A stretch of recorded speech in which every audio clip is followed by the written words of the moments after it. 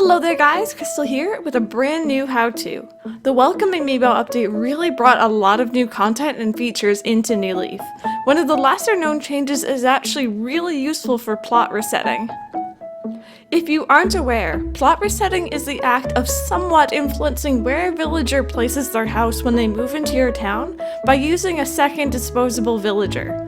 Before the update, it was much more challenging to get a villager to sit exactly where you wanted them, but now it's just a little bit easier.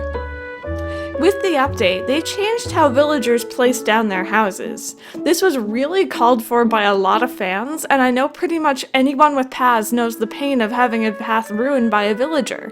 In the update, villagers will no longer put their houses down on top of any design.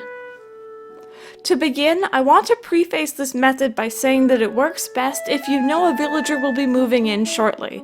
It's important to know that you cannot have more than 10 villagers in your town at once, and until one moves out, another cannot move in. Also note that the 10th villager will only move in if taken from a friend's town, the campsite, or the amiibos. Pretty much, if your villager count drops below 8, be prepared for someone to move in. To start things off, the day before a villager is due to move in, or really anytime you're expecting one to move in, go out into your town and begin placing down design squares everywhere. These don't have to be any specific design, but they do have to be closely spaced together. The idea is to eliminate any 3x3 spaces anywhere around your village. Villagers always want to move into these 3x3 spaces because that is how big their houses are, so getting rid of them and only leaving one available where you want them to move is essentially the idea behind this method. Placing down designs to eliminate any open 3x3 space will force the villager to move into the spot where there's enough room. Keep in mind they also will not move too close to the plaza, the town hall, retail, or any public works projects. This means you should go around your town and place down designs where you don't want the villager to be, but leave a 3x3 area for wherever you actually want them to place their house. It might take a little work and probably a little bit of time, but it's worth not having a randomly placed villager in my opinion. Once you're done, save and quit and wait until the next day. Now for extra insurance that this is actually going to work, you should start the next day using the traditional plot resetting method. Instead of hitting continue on the main screen, hit new save file and go through the intro events until you're free to roam around town. Now, make your way to wherever you want your villager to be, and if you place your path down correctly, they should be in that spot. If, however, you missed the spot, they might have put their house somewhere else. This isn't a big deal though, so just reset your game, select new save file again, and go through the intro sequence once again.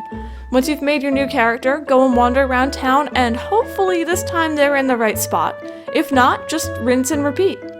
Once they're settled in the spot you want, go and talk to Isabelle in the town hall. Before she can fully register this character, you need to go find a spot to call home yourself. Now of course this character is going to be deleted later, so try and find a spot that isn't too in the way. Now go back to Isabelle once you've found yourself a home, and when you get to this point, save and quit. We're nearly done guys, I promise. Once you go back to the main menu, select the secondary character and ask Isabelle about other things, before finally choosing to demolish your house. This gets rid of the secondary plot resetting character and leaves your town as it was. Once you get back into your town as your main character, note that there will be a little bit of grass deterioration from where your plot resetting villager's house was. Put some flowers over it and the grass will grow back soon. Your new villager should be exactly where you want them.